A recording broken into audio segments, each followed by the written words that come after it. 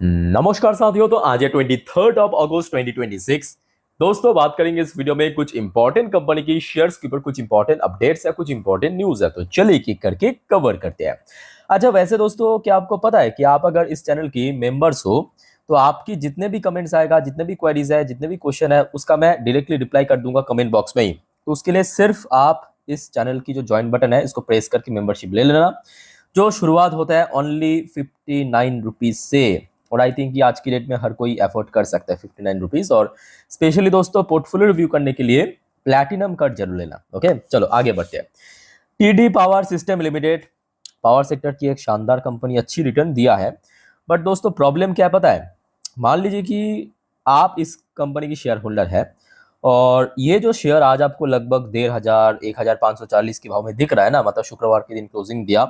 Same share अगर आपको कल 50% नीचे दिखे, यानी अराउंड 770 रुपए के भाव में, तो आपको ज़्यादा टेंशन करने की ज़रूरत नहीं है, क्योंकि कल ऐसा हो सकता है। क्यों हो सकता है? क्योंकि कंपनी ने डिसाइड किया था कि अपने स्टॉक्स की जो फेस वैल्यू है उसको बदलेगा, मतलब 2 रुपए से 1 रुपए करने की, जिसका एक्स डेट कंपनी फिक्स किया है 24 तारीख, यानी कल सोमवार। तो कल क्या होगा?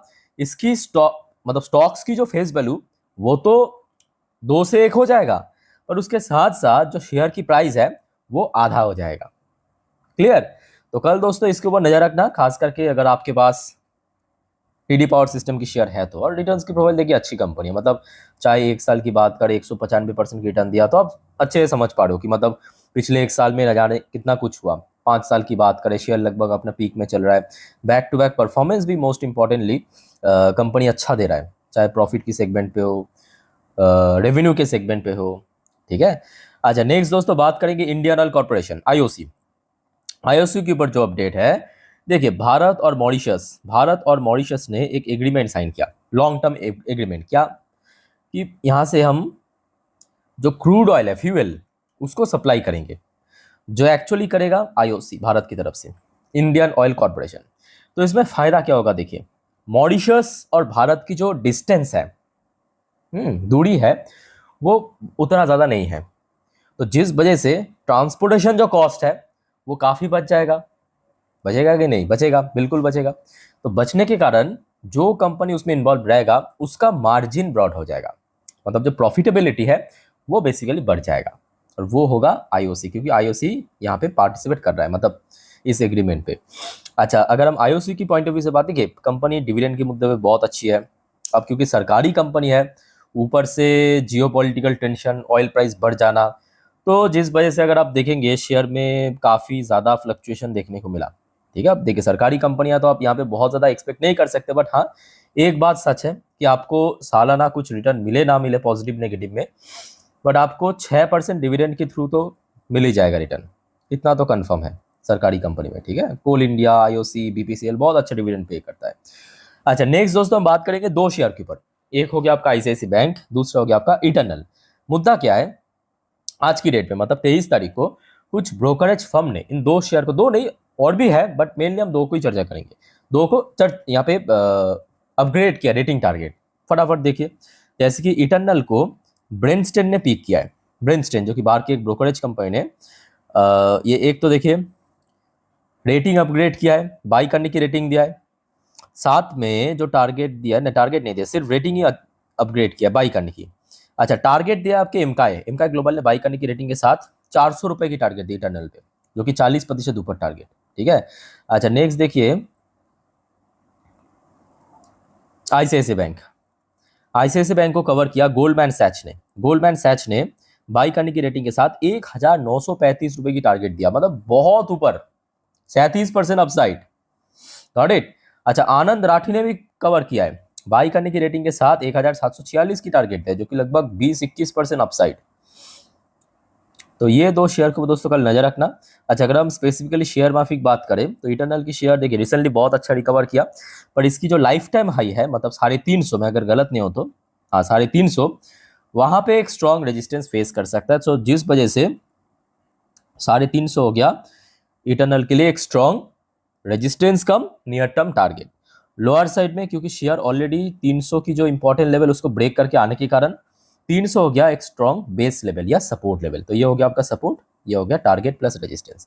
अच्छा, आईसीआईसी की बैंक की केस में भी लगभग सेम है, क्योंकि ये दोनों ही शेयर, चाहे इटर्नल की बात करें, आईसीआईसी बैंक की बात करें, अपना लाइफ टाइम हाई से बहुत नीचे नहीं है। आईसीआईसी बैंक की लाइफ टाइम हाई अराउंड 1480 के आसपास, अराउंड 1480 के आसपास, 11,000 के आसपास आप कह सकते हो। शेयर फिलहाल 1400 के रेंज पे भी चल रहा है, तो इमीडिएटली वही 1480 अपर साइड में रेजिस्टेंस पॉइंट, लोअर साइड में क्योंकि 1400 को शेयर ब्रेक करके आने के कारण यही पे बनेगा एक स्ट्रॉन्ग सपोर्ट जोन, ये रेजिस्टेंस, ये जोन, ठीक है। चलो आगे बढ़ते हैं। अच्छा, बीएससी के ऊपर दोस्तों कल नजर रखना और शेयर होल्डर तैयार होकर रखना। क्यों? देखिए, बीएससी की शेयर में गिरावट तो काफी हुआ है, उसके साथ साथ दोस्तों देखिए, अगर आपको थोड़ा बहुत टेक्निकल नॉलेज है तो आपको पता होगा, मतलब टेक्निकल चार्ट पैटर्न पे देखना, बीएससी की जो आरएसआई इंडेक्स है वो 30 के नीचे आ चुका है, वो 30 के नीचे आ चुका है, मतलब ओवरसोल्ड जोन पे पहुंच चुका है और काफी दिनों से ओवरसोल्ड पे चल रहा है, तो इसमें एक अच्छा बाउंस बैक हो सकता है। दूसरा फैक्टर ये है कि देखिए, इसके पहले हमने देखा था कि शेयर में जब ऊपर चलने, मतलब ऊपर चढ़ने की कोशिश किया था 2026, इसी साल की बात है, बहुत पीछे आने की जरूरत नहीं है। सो यहाँ पे मतलब लगभग 3200 के आसपास, ध्यान से देखना, एक बढ़िया रेजिस्टेंस मिला था। अब क्या होता है कि रेजिस्टेंस क्रॉस कर ऊपर जाने के बाद वहीं पे बन जाता है सपोर्ट, तो मतलब लास्ट डे शेयर बेसिकली अपने सपोर्ट जोन पे ही क्लोजिंग दिया। सो यहाँ से एक अच्छा मूवमेंट होने की चांस है। इमीडिएटली अगर मूवमेंट हुआ तो लगभग 3,500 एक क्रूशल रेजिस्टेंस बन सकता है। उसके बाद 4,000 4,500 अभी तो काफी रिकवर करना बाकी है, बट आशा रखता हूँ कर जाएगा। अच्छी कंपनी, फंडामेंटली गुड कंपनी, ठीक है। अच्छा, नेक्स्ट चलिए आईपीओ की जेएमपी को चर्चा करते हैं। अच्छा, कुछ 0-0 चल रहा है।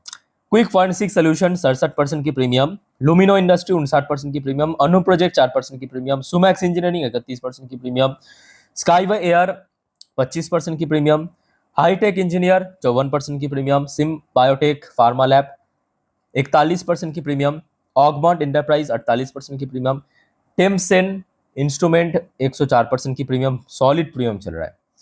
मेलन आईपीओ क्या? हाँ, मेलन आईपीओ बहुत बढ़िया, बहुत बढ़िया, 104% की मेलन आईपीओ की प्रीमियम चल रहा है, बहुत ही रेयर देखने को मिलता है। एनीवे, अच्छा, गाजा अल्टरनेटिव 10% की प्रीमियम, धनवेल हाइब्रिड 1% की प्रीमियम, मॉप शॉप 0.72% की प्रीमियम, शंकेश ज्वेलर 2% को प्रीमियम, सनशाइन पिक्चर 18% को प्रीमियम, हॉरिजन इंडस्ट्रियल पार्क 2.5% की प्रीमियम, ललिता ज्वेलरी मार्ट 36% की प्रीमियम चल रही है ग्रे मार्केट में। बाकी सब लिस्ट हो चुके। चलो, अच्छा दोस्तों, आगे बढ़ते हैं नेक्स्ट टॉपिक पे, बट बढ़ने से पहले एक छोटा सा रिक्वेस्ट आप सभी को करूंगा। दोस्तों, अगर आपको वीडियो अभी तक अच्छा लगा, इन्फॉर्मेटिव लगा, प्लीज वीडियो को लाइक करना और प्लीज दोस्तों इस चैनल को सब्सक्राइब करके जरूर रखना, इस प्रकार की इन्फॉर्मेटिव वीडियो हर रोज हमेशा पाने के लिए।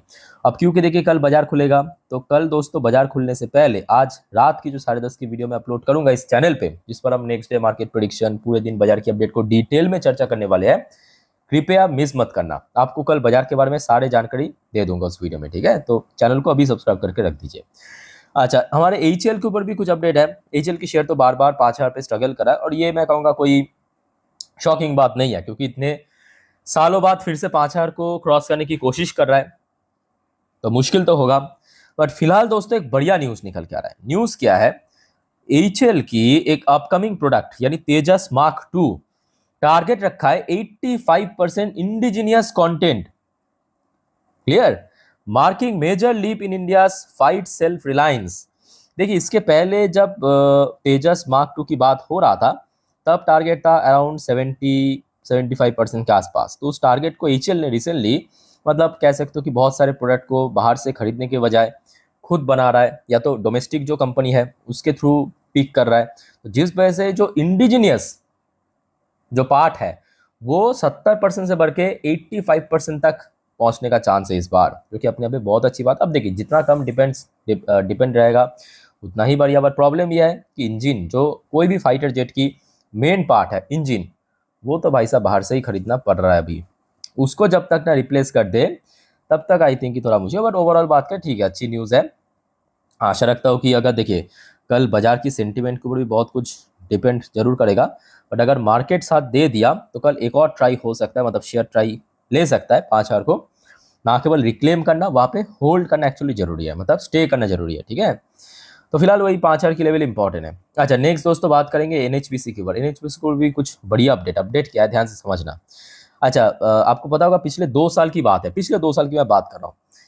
बार बार ये चर्चे में था एनएचपीसी और एक और है आपके जल पावर, जल पावर, ठीक है। इन दोनों के बीच एक मर्जर होगा।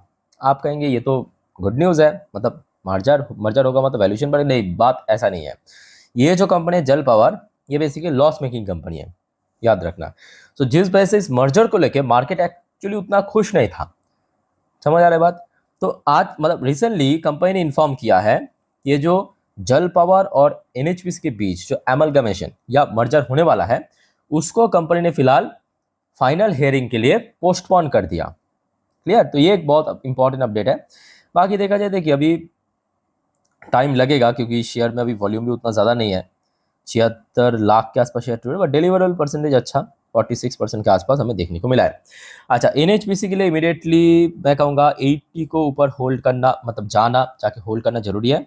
अगर कर गया तो उसके बाद 85 एंड फाइनल जो लेवल्स रहेगा 90 का लेवल बार बार पिछले 2 साल से हडल फेस किया, पिछले 2 साल से, याद कीजिए। अच्छा, नेक्स्ट दोस्तों हम बात करेंगे कुछ ऐसे कंपनी की शेयर जो कि 2024 तक एक नंबर चल गया था, एक नंबर, जैसे कि केपीआईटी। उसके बाद हमने देखा ट्रम्प ने सत्ता में बैठा, बहुत सारे तू मैं, जियोपॉलिटिकल टेंशन, आईटी सेक्टर में गिरावट।